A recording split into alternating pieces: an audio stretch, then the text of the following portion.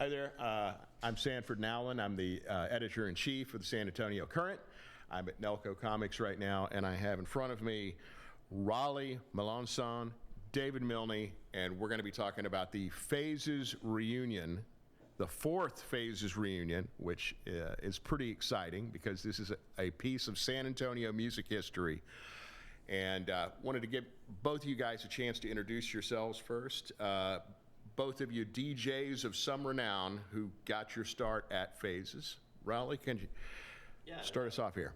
You know, I really can say enough about what we've done from Phazez to where I'm at now. DJing has been a passion of mine, and it's something that, same with David.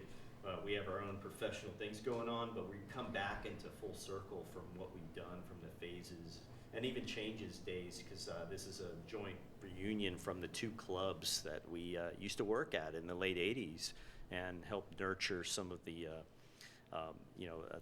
underground nightlife, as it would be. What do you think, Dave?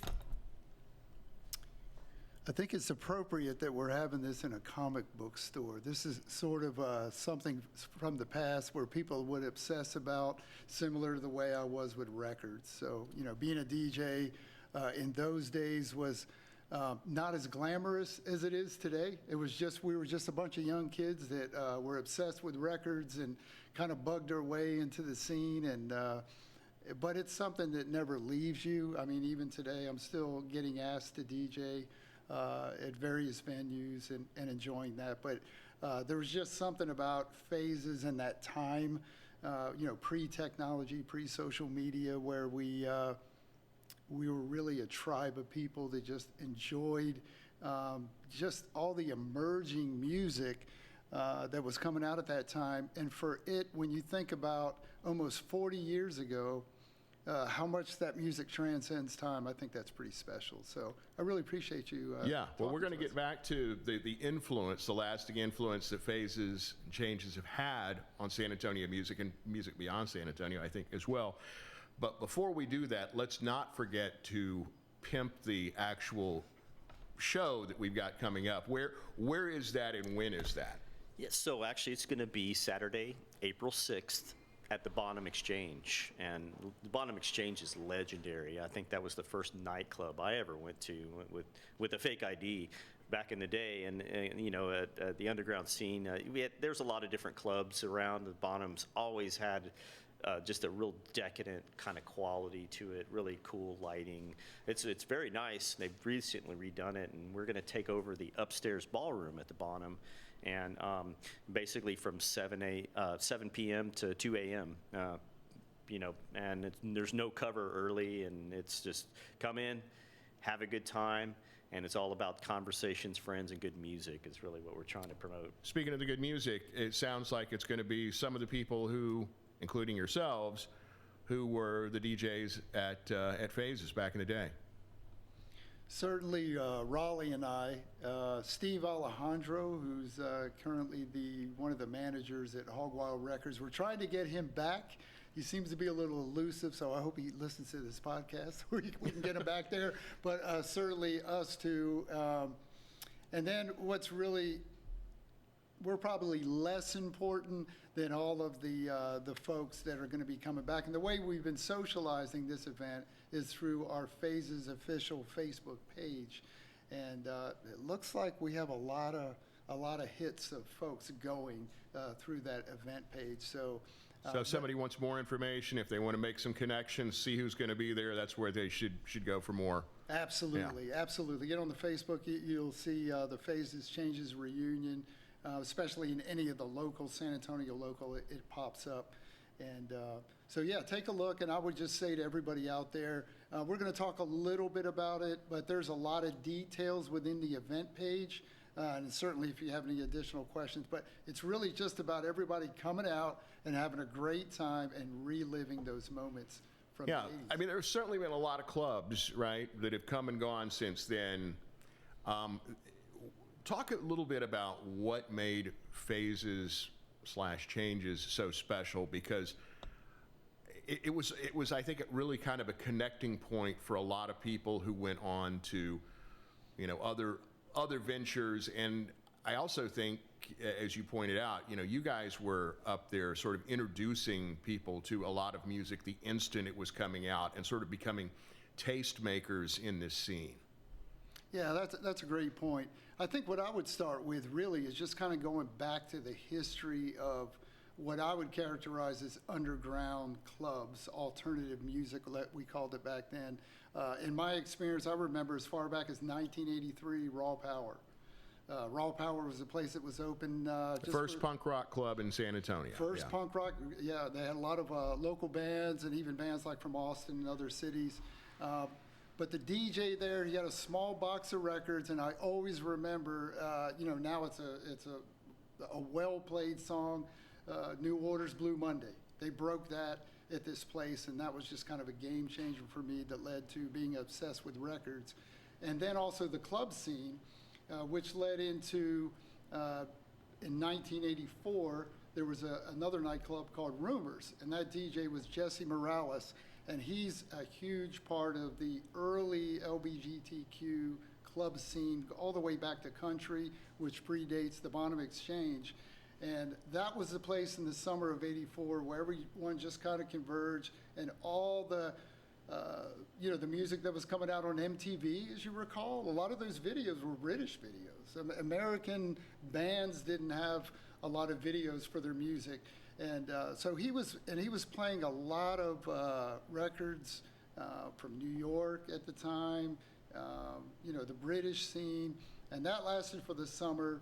And then that led into everyone just kind of followed him in early 1985 to Changes nightclub, which is part of what we're coining this reunion, because that's very important to this scene to mention DJ Jesse Morales. And so there were actually 3 iterations of Changes that went all the way up to when Phazez started. Phazez was managed by Scotty Tillez. And when did Phazez open, for those who aren't familiar? So Phazez opened in March of 1986, and primarily it was intended to be sort of an offshoot from what DJ Jesse was doing. We wanted to have a little more live music, which was not happening at Changes, as well as just playing a lot of different records. And I think in the beginning, Scotty was really adamant about just having bands, but nobody, I don't want to say nobody, but there was a smaller crowd of people in there.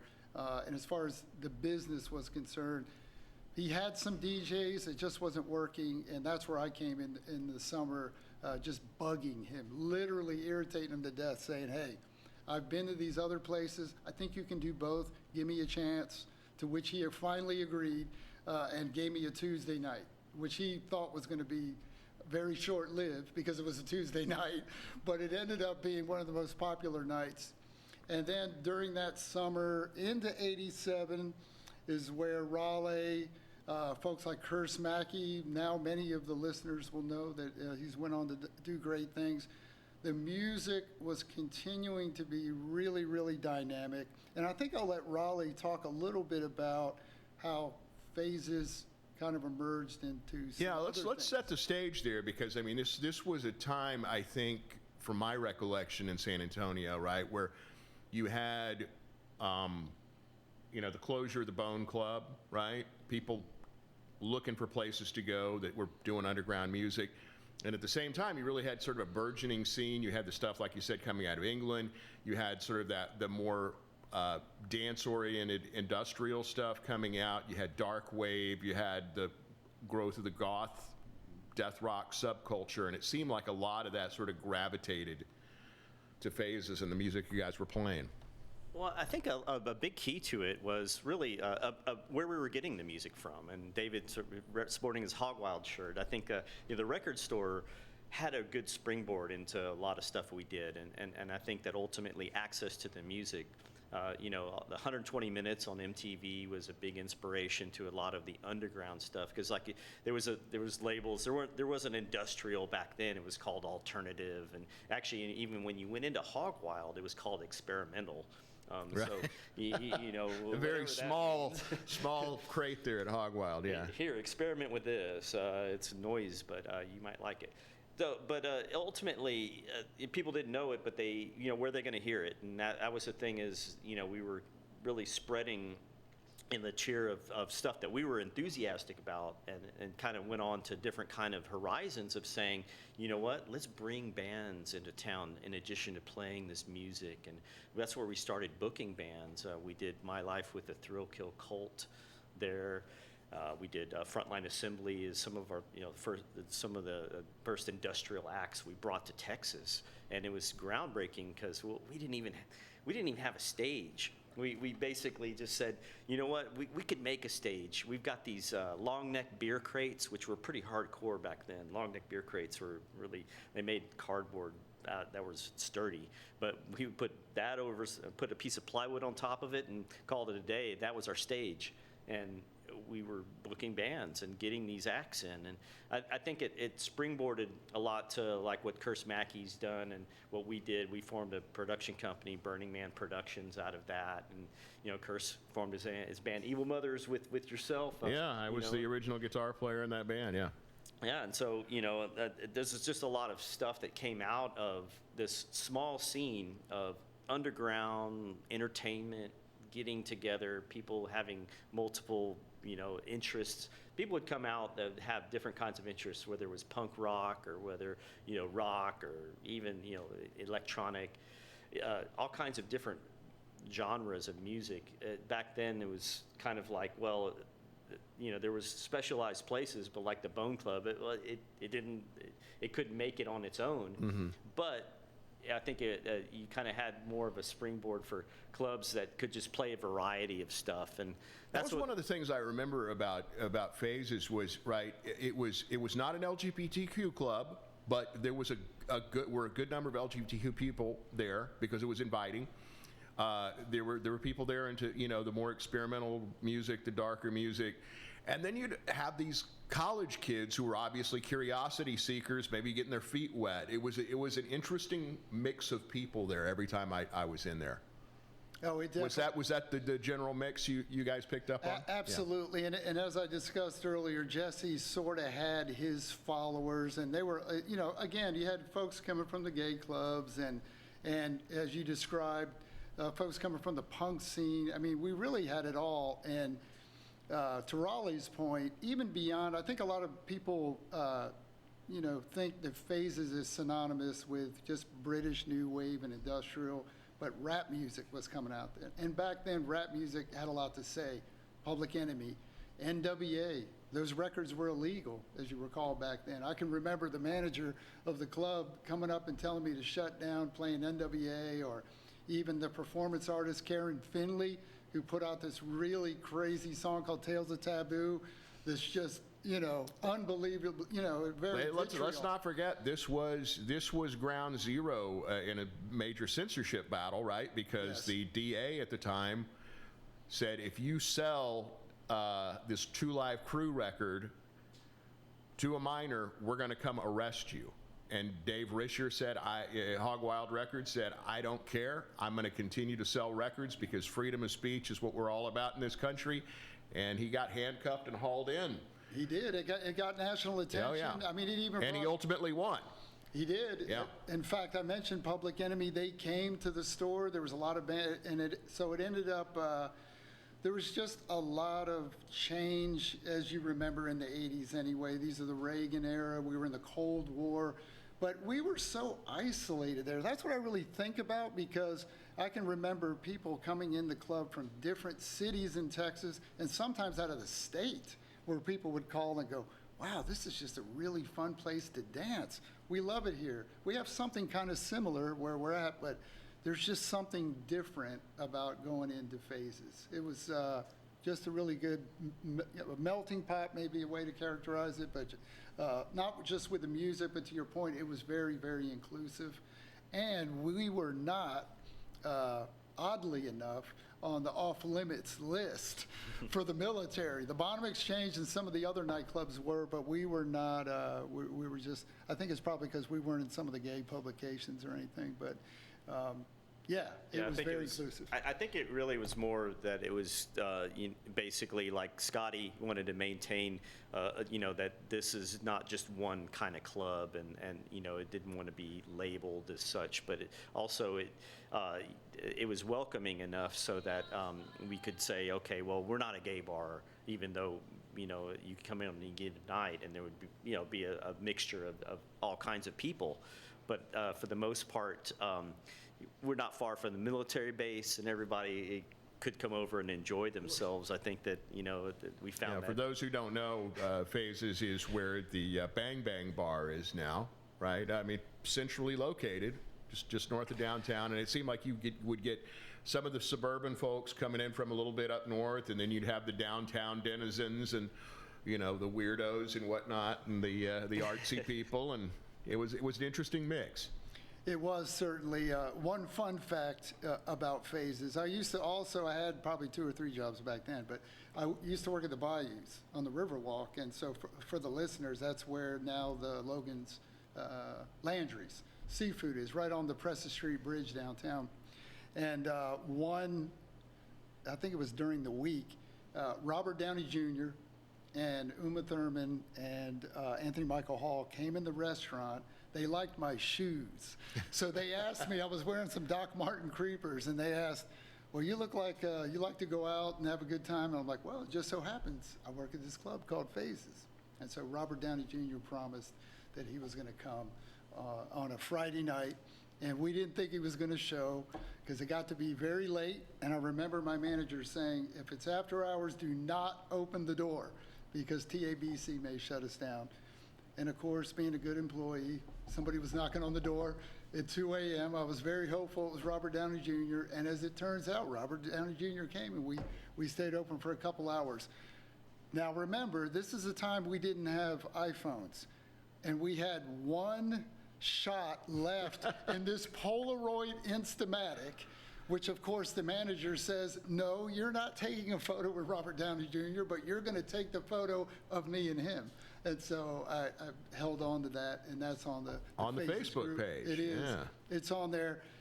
So just a fun fact. And he had a great time, by the way. He said he had a blast. Excellent. So Raleigh, obviously, David's had some fond memories. Is there a memory from your Phazez days that you'll never be able to forget? Yes, so actually I can reminisce on my 21st birthday, actually. And it was very interesting because, we tried to do a lot of different kind of artistic type of things at the club, and not just standard this is just a nightclub. On Mondays we would do a movie night, and so basically we would show movies in the nightclub, and we even had a couch that was suspended close to the ceiling. You could climb up there and sit and watch the movies from. But, the Mondays is an off night, so we're like, okay, Monday is movie night, whatever. So me and Kirst Mackey and our late friend Scott Grimmett said, let's do something after movie night. Let's turn this into something different. And so we would drive around San Antonio and find stuff to decorate the club to make it look different. And we came up with this concept called the Cadaver Club. And basically, the whole concept that we wanted to come up with was because we were really horror fans and we, liked horror movies, and we said, let's kind of create a horror kind of theme and, just do different kinds of themes that are basically kind of something along those lines, and do like a little 15-minute skit at midnight and just kind of shock value, kind of something just to give some people like a sort of an ad-lib artistic kind of thing. So we would put together these little shows, and we did like a modern day Frankenstein. We did kind of a Dracula theme. My 21st birthday though, Scott pulled me out, and Kirst would actually play a lot of just really obscure industrial music. And at that time, it wasn't stuff that you would dance to, but it was really noisy, kind of just obscure stuff. Some people that would listen to would hate it, it's 'cause it's just noise. But we love noise. Anyways, he would curate that soundtrack, and then Scott wheeled me out on a wheelchair in the middle of the dance floor, and then performed an operation on me, and it involved a lot of just tubes and scalpels and fake blood, and it got a little gory, and it basically made a big spectacle of blood splattering everywhere from me on the dance floor. And then at the end, it basically picked me up out of the wheelchair and put me into a coffin. And it was a real coffin we had. And then he basically nailed it shut. And of course, I was fighting, trying to not have him nail it shut, but then he nailed it shut. And then, that was kind of the end of the show, and they took the coffin out of the club, and as a parting note. And I'm still in the coffin at this point. So to take it a little further, they took it back behind the club. And then I'm still in the coffin, and all of a sudden I hear this sound, and it's the sound of dirt being thrown on top of the coffin that I'm in. And I'm just like, whoa, it's a very, just really surreal kind of feeling. They did it, and then they went inside. I didn't hear anything for a long time. They went inside and went to the bar and went drinking, and they finally came back out and got me. Thank God, or we'd be talking to a ghost here, right? See, we really have to put this in context, though, from an audience member. We're not talking about watching Die Hard or A Christmas Story. We're watching like Pasolini films and all these like traumatizing movies or some horror movie.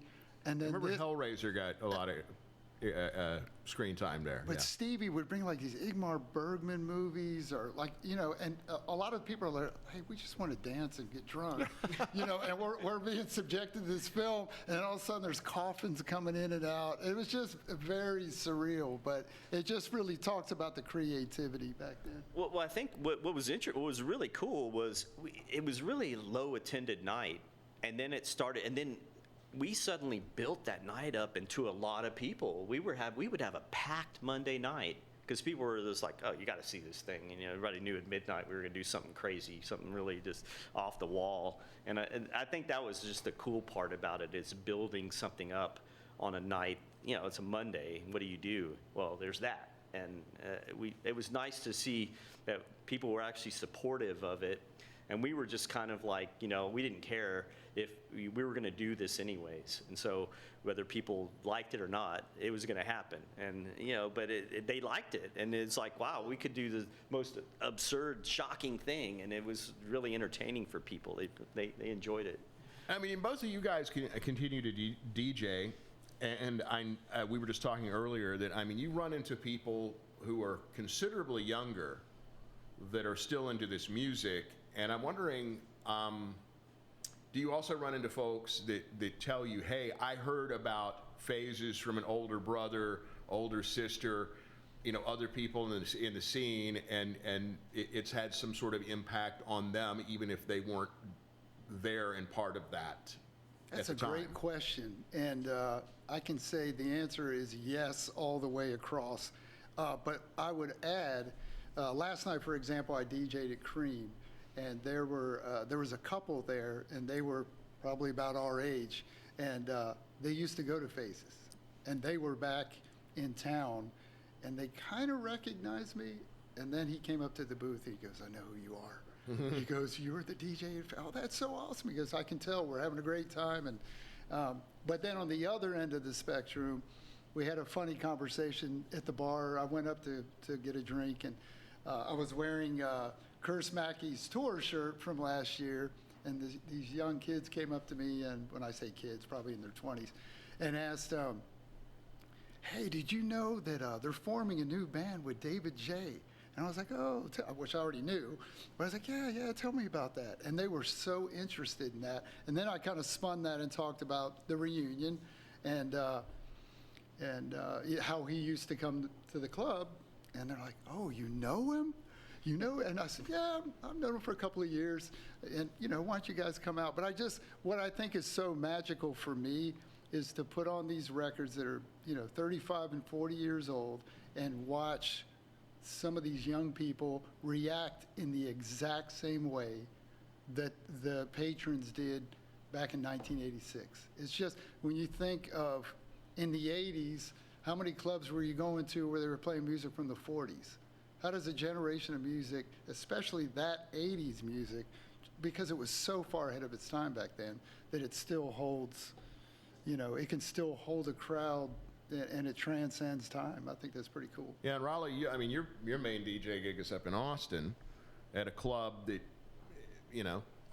in certain ways, I think, is similar to what Phazez was. Could you talk a little bit about, are people up in Austin, and even in other cities, aware of Phazez and the impact it had in San Antonio? Yeah, actually, so back in the day, a lot of people would drive down from Houston and Austin, and we got to meet a lot of them. I went to college with Phil Owen, and Phil Owen, who's in the Skate Nigs and Revolting Cocks and a lot of different other bands and side projects. There was kind of a subgroup of people up there, and Phil used to run clubs up in Austin too. The club that I spin at it's called Elysium in Austin, and it used to be, back in the day, was the Cave Club. Same place. It's always been an underground bar. But that's where the First Time Ministry came. They played, and Skinny Puppy, and some bands we really got to enjoy and appreciated. And this was in the late '80s. But it was really cool to have that experience at those clubs. And now it's the same kind of underground club. The Elysium's '80s night is on Sunday, and it's packed. It's every Sunday. Their '80s night really carries the week. They could probably not even be open the rest of the week, and because that one night. And we're not talking about '80s night playing "We Built This City on Rock and Roll," right? We're talking about specifically underground '80s music, right? Well, I'll say this. A little bit of that. I'll say that. Okay. A little bit of a different kind of take on it, because we actually, when I was up, when I was doing a lot more stuff in Austin, we would actually do a Wednesday night that was the industrial Okay. 80s, as I would call it, where their 80s night is really a little bit more mainstream than what Okay. we would play. I think you'd probably hear more stuff that you'd hear at some of the other clubs like Broad Street around Okay. town, or Rockwave, or some of the more Main Street fare. But still, they have a mixture of all of that stuff. And again, I think that there's so much of an interest in it that, to this day, that's like their best night, Well, it's funny. It's like I was in a business a couple years ago, and they were playing an '80s, station over the I don't know, Muzak or whatever system they had, and it was funny how people sort of remember the '80s, because they were playing '80s by Killing Joke on it, right? And it was like, you guys would be playing that song at Phazez, but they weren't playing it on the radio. So it's kind of funny to me that the stuff you guys were pioneering and introducing people to, in a lot of ways, is the stuff that people choose to remember from the '80s and try to forget some of that other stuff that was, I think that's a good point. Raleigh and I have talked extensively about, these days, somebody has a file of music, or they hear a song, and one of the songs that always comes to mind when you go to the underground '80s clubs is Q Lazarus' "Goodbye Horses," the one that was in the Silence of the Lambs film. That record, if you understood back then, she was a taxi cab driver that basically released this on this really obscure record label. It was a very, very hard record to find. And so I remember, I think Jesse was the only one that had a copy, but you just couldn't buy it anywhere. So now you can get on and just kind of browse anything. But back then, the whole act of going to a record store and making those connecting points with, oh, Factory Records, I know them. New Order's on that label. Let's check this band out. Or this guy produced this, and he produced that. So let me try this. And there was just a lot of hit and miss. But what was really good about the neighborhood record store, similar to this place, and here I'm sure with comics, is the people that worked there, they knew the customer, and they'd be like, okay, here, try this out. This is something on Network Records. Chris and Cozy. Remember, they used to be Throbbing Gristle. Ooh, let me try this.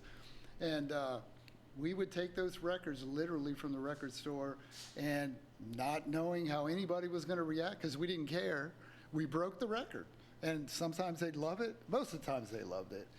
But, you know, you talking about Elysium, over at Cream, they challenge me. They want to see what the old guy can bring, because there's no Simple Minds, Don't You Forget About Me, or Michael Jackson in that place, or I'd be, you know, escorted to the door, which I love. And I love that people, you know, when patrons challenge like that. And then conversely, like on Saturday night, they have a gig called Coven, and they play all this dark wave music. And I go there as a patron sometimes to go dance, and I'm like, oh, I love this. I don't know any of these songs. This is great. And so that kind of scene is really synonymous, I think, with what we were doing back then. So it's really refreshing to hear young people at certain places doing that. And I know to a certain extent. I'm sure there's other nights at Elysium they do that. Yeah, and I think a lot of it to mention too is the Gothic influence. And I never really professed myself to be a goth person, even though I wear black, and you know, it's like, but I love some goth music. But that was synonymous in the type of club. It was considered a, you know, you see goth / industrial kind of stuff. Dark wave is the new term coming out of all of this, because it's really the mixture of the two. And so it's kind of like... Kind of an umbrella term, yeah. Yeah, but it's really kind of centered on that Gothic culture, which really at Phazez changes. A lot of us all did wear black. I mean, it was really a lot of Gothic. It was really burgeoning at the time. I remember that you guys were there at the forefront of that. That was, if you wanted to experience that culture in San Antonio, that was where you went to experience it. Oh yeah, I mean, there's no other place you could go to and listen to Bauhaus or Love and Rockets or, you know, The Cure, and I mean, those are all obscure kind of bands, and like, you know, even Depeche Mode, and now you hear that in Home Depot, or you know, I mean, you know, yeah, you hear it everywhere, you know. But it's amazing, because, like you said, it's like something that I thought I would never ever hear in a department store or public area. Well, let's bring it back around. Mention where and when on the reunion again, and if there are some sponsors or some people who are doing interesting stuff in connection with that, you may want to mention that as well. Yeah, that's great, because actually, yeah, we're here in Nelco Comics, and Nelco is helping us with a few door prizes, helping us sponsor. There's a little bit of some production costs that go into this event, because we really want to make it where there's no cover. But we are propelling some nonprofit organizations we're working with. One of them, High Voltage, is a music type program that works with underprivileged youth, but also helps really get music interest into our younger generation, and help them, you know, become musicians, or actually play on, you know, learn how to play instruments on a stage, which is really cool. And then SAFE, really the SAFE Foundation, you know, works with HIV and AIDS and public awareness, and doing a lot of different kinds of aspects of health conscious kind of things. So anyways, what we're doing is we're having a donation, as you would, you know, come in, and you know, people that would like to donate, they can donate to these fine organizations. We're going to have some door prizes where you come in and you can donate, and we're going to give away some cool stuff, like Nelco's April 6th, Saturday, and at the Bonham, and we're going to start early. We're going to go from 7 p.m. and go till 2 a.m. Till they kick us out. Yeah, till they kick us out. I think it'll be fun. Yeah, right on. Yeah, so some, you know, donation opportunities for sure. But the main point of the whole thing is come out and have a good time listening to music the way it was played back then. We have been in close contact, Raleigh and I, for a couple of months. We're not developing sets, but we know where we're going exactly to maximize that time there.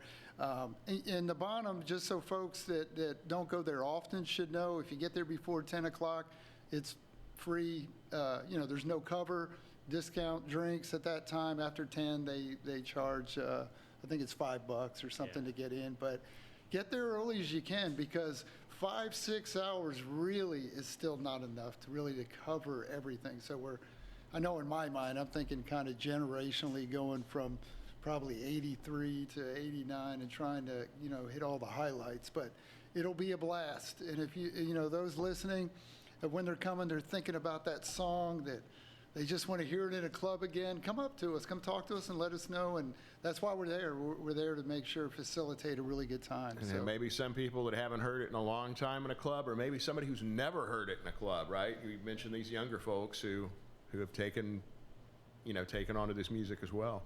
yeah, great point.